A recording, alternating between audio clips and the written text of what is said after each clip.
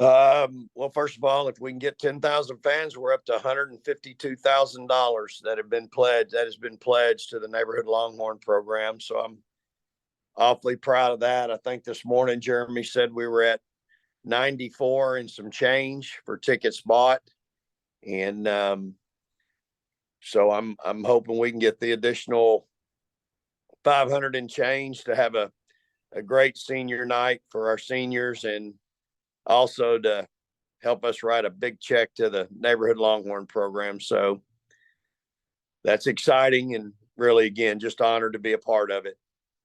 As far as the game, it's really difficult coming off the road and playing such a big emotional game yesterday to come back. And, we'll have one day of prep to get ready for a really good Baylor team. And they were at home yesterday. And so we'll have to kind of see where we are. But I know our kids, man, if they'll stay laser locked like they were yesterday, and just understanding one day at a time, one game at a time, I think we'll be okay. But no doubt we're gonna have to play well tomorrow. Baylor's awfully good, and veteran group, veteran team, veteran guards. It seems like everybody we play against got a bunch of fifth year and fourth year and even third year senior guards, and so tomorrow's no different. That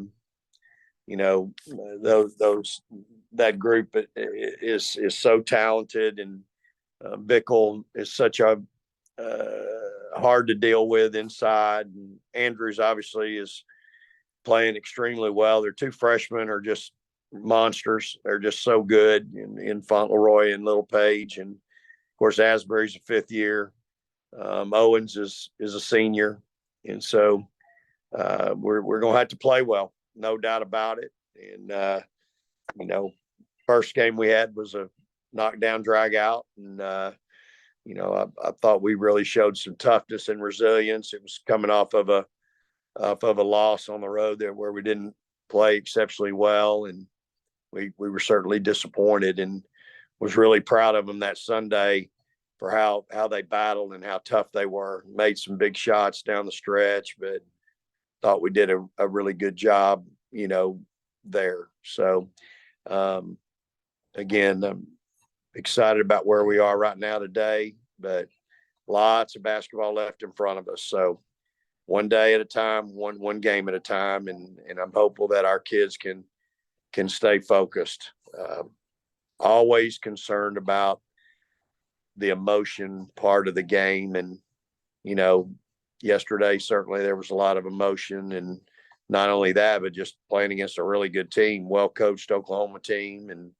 And so now you got such a quick turnaround to play another team that obviously throughout the course of the years has been somebody that we've had some really good games with, and it's important. It's an important in-state game. So I'm anxious to see my team today. I got a great picture last night of them. They all came back and went straight to the training room to get treatment. And I was really proud of them for that. So it's a sign of maturity, y'all. We're always celebrating the little victories, and that's one of them. Tyler, you want to kick us off? Sure. Thanks, JR. Big congrats on the big win yesterday. You've been so open this season about all the challenges. You've never had a season like this, with Rory being out the first handful of games, and then Aaliyah, and now Sonia, and Taylor's been battling injury, yet the team seems like it's right where you want them to be right now after that huge win. Do you ever reflect or take time to reflect and just think how damn good you are at coaching and the rest of your staff? Tyler, thanks for the compliment. Somebody texted me last night, and my response is just this. All I know is to put your head down and go to work. All I know is what works. I was raised by two wonderful parents that were accountable. Excuses just don't matter. And all you can control is control, the things you can control. Some things are out of your control. And, I'm a real, I'm a real honest person. You're not supposed to question the Lord. I got lots of questions. If I do happen to get to the gates, I hope I get in. But if I'm at the gates all I can do is talk at the gates, I got a lot of questions at the gates. And I just, you're not supposed to question why these things happen, and your heart breaks for these kids. They only get one college career. And you want it to be perfect, right? But sometimes you get things, wrenches thrown in, and that's life, right? I mean, it's how you respond. And I go back to that first year here. It was COVID. We weren't very good. We were rocking along 500 in the league, and people were telling me, Vic, don't worry about it. It's COVID. Nobody's going to hold it against you. Just get through the year. These aren't your kids. Go, just deal with it. And that's just not me. I told my staff then, I'm not giving in. Just because these kids don't know how we do things and are questioning what we're doing, I'm not giving in. I know what works. And I feel like when you show kids how far they can go, what a little extra, a little hard work, a little discipline in their lives will do. I mean, the greatest form of love is discipline, y'all. I mean, and so when you can show kids a level that they've never been to, that they never dreamed that they could do and go to, and that's to me, that's life impacting. And I know I got to win games, and it's important that we win games at Texas, but I worry about these kids once they leave. And what have we done besides just giving them a piece of paper that said they went to class and got a degree? Are we getting them ready for the real world? And so I appreciate it, but it's just, to me, it's just putting your head down and going to work. Coach Sherrill, who's a dear friend, told me once, head down, rear end up. And he didn't say rear end. Head down, rear up, keep plowing ahead, and embrace every day. Embrace the monotony of practice. Embrace practice. The first day of practice, man, everybody's fired up, great attitudes, work hard, the whole 9 yards. Can you embrace that and have the same attitude in late February, in March? That's the challenge that we have as coaches. When you can get kids to embrace that, you got something special.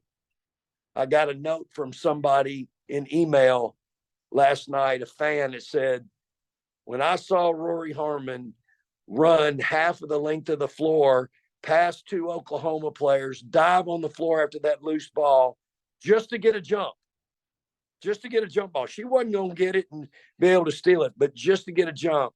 He said, that's when kids are bought in.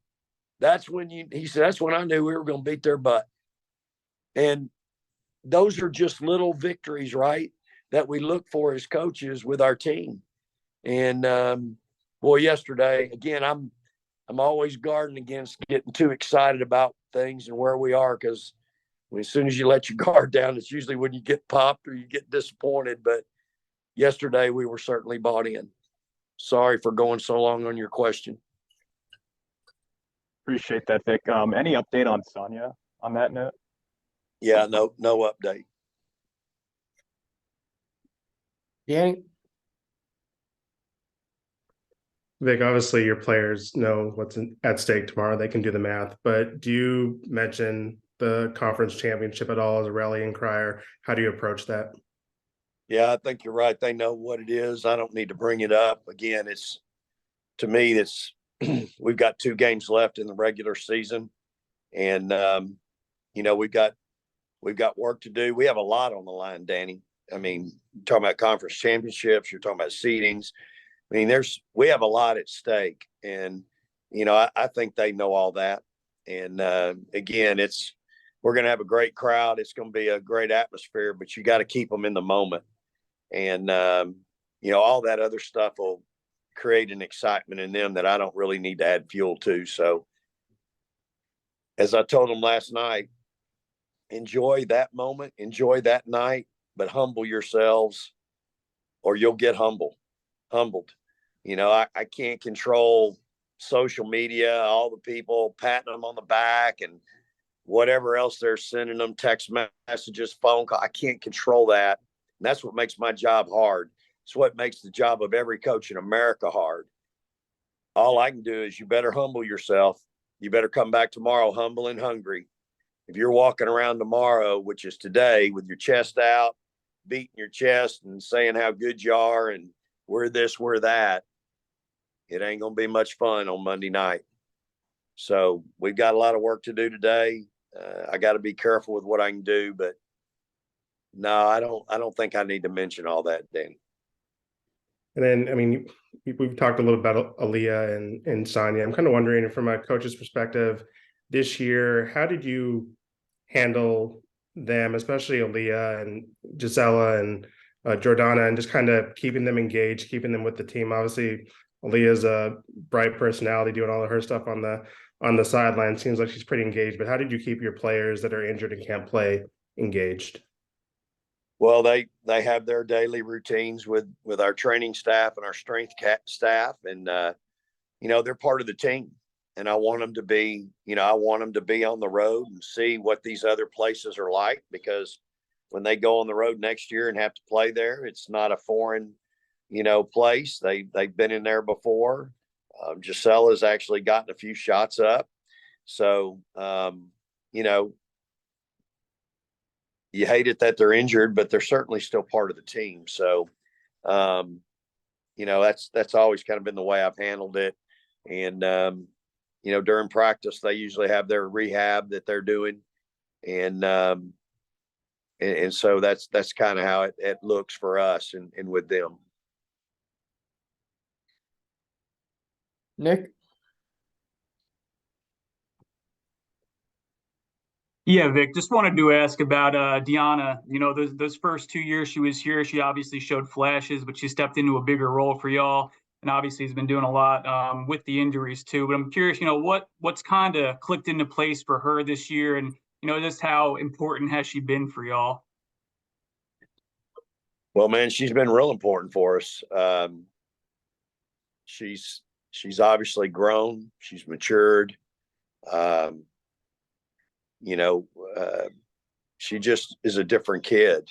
And in the classroom, she's way different as well, to her credit. So it's all part of, I think, college, it's part of growing up. I tell her all the time, she got it a year earlier than me. She got it in the beginning of her third year. I didn't get it till the beginning of my fourth. So, I'm just really proud of her. I ask a lot of her, and I have to sometimes take a step back and realize she may not be ready for all that. But just really proud of her growth, and obviously she's impacting our team at a really high level right now.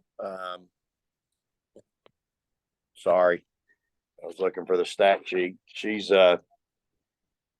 in conference play, she's second on our team in scoring at 13.5, just a half a point behind Shaylee, and shooting 53% and 70 from the line, 6 rebounds.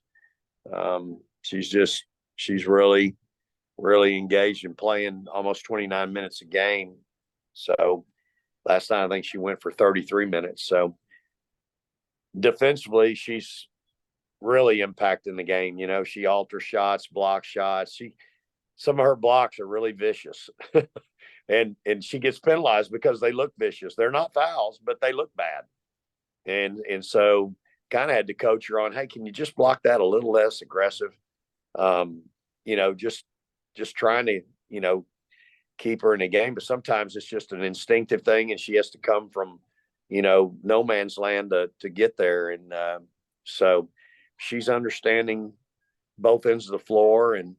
And again, she's hard to deal with. I'm awfully proud of her. Thanks, Vic. Danny? Vic, obviously Anissa and Vam haven't seen a lot of playing time this year, but could you just speak to what they've meant to your program these last 2 years since it's going to be their senior day? Yeah, absolutely. Both those kids have been wonderful. They're the same every day. Neither one of them ever has had an attitude day or an issue. I mean, they're just great kids. People don't realize it. Fam's been really, battling an ankle injury most of the season, and yet practices every day. But it's something that is very real for her. And so, but both those kids are great kids, high character, just love them to death, and they've meant a lot to our program with just because they're great teammates, and they're not energy vampires. Like there's no extra with them. They just do what they're supposed to do. And as coaches, I promise you, if you talk to every coach here at the University of Texas and across the country, there's a real appreciation for kids that just show up and go to work every day and do it with a smile on their face and do it with, energy and effort, enthusiasm. They're good teammates. Fam and Hattie have a great relationship. Fam's really had Hattie get acclimated here, and they both, they're just good for each other and good kids. And both of those kids, and again, Anissa, just having the opportunity to provide her with a scholarship was really special for us, and I know special for her. And on every paper that I give them after a ball game, and they write down the pros and cons of their individual, the pros and cons of the team, Anissa, every time it's thank you, writes it at the bottom. I mean, that's a kid that's going to be really good in life, y'all. She's going to make it, and she's going to do great things and always be a great ambassador for the University of Texas. And I think every coach in the country has room on their team for players like those two. Anything else? One last quick one for me, Vic. I don't know. I'm sure you've probably been at your office since you got back, but how do you prepare for a team when you only have this short, 1 day of prep work? I mean, do you go through a practice? Do you just work on yourself? I mean, do you even look at the Oklahoma film? I mean, how do you prepare your team with such a short turnaround? Yeah, I've looked at the Oklahoma film. I watched 2 quarters and a half on the plane ride, just because it was a quick flight home, and then finished it up. And then we've been watching, Baylor the rest of the time, which was last night till I slept in the chair, and this morning when I got up. And so, except for the 50 minutes that I had watched my church online, we've been at it. Elena's been up here since early morning. It's her scout. And so, today will be, Danny, it's unique in that, if I had a 10-player rotation, might be different, but need to be careful because we are playing, those 3 guards played a lot of minutes yesterday. But I think they're all 3 in great shape. Like, I'm not worried about those 3. Like, I think they're going to be fine. And yet they played a lot of minutes. So I need to be careful with them today. So today's going to be a lot of film. We'll deal with some other stuff on the floor, but it won't be much on the floor. And, I'll spend most of the rest of the evening just coaching against the Ghost, seeing what else they've done since we played them. Elena's done the same thing. What's new, what's different, what they do against us the first time, good, bad, and indifferent. And then, I pay attention to what everybody else has done. So it's a pretty thorough process that you give me 4 days for Oklahoma. I think our kids went out and, man, they were on point. We had worked really hard in practice, y'all, for 4 days. You give our kids 4 days, give my staff 4 days, that's what you're going to get. And I think, in a quick turnaround of a day of, we get today and then we'll have a shoot around tomorrow, that's when you really, you revert back to your fundamentals. That's why you do the monotonous things every day in practice. That's why you have to embrace the grind of monotony. And that's what carries you through a one-day prep, an NCAA tournament. That's when you can't get through everything, that's when your fundamentals kick in. One pass away, you're in denial, jump to the ball, midline, shot goes up, butt in the gut. All those things, you shouldn't have to think to do them. They should be instinctive by now. Now, I'm going to tell you they're not for my team, but they should be. But that's why we do the things we do. So when you get to this point in time in the season and you have a quick turnaround like this, that's when you got to focus and really, you let your fundamentals take over. So I'm hopeful that our kids will really embrace the film today and watch and then, they need to get off their feet and get ready for tomorrow and they will. Thank you, everyone. Hey, appreciate everybody coming on a Sunday. Y'all have a great day. Praise the Lord and hook 'em horns.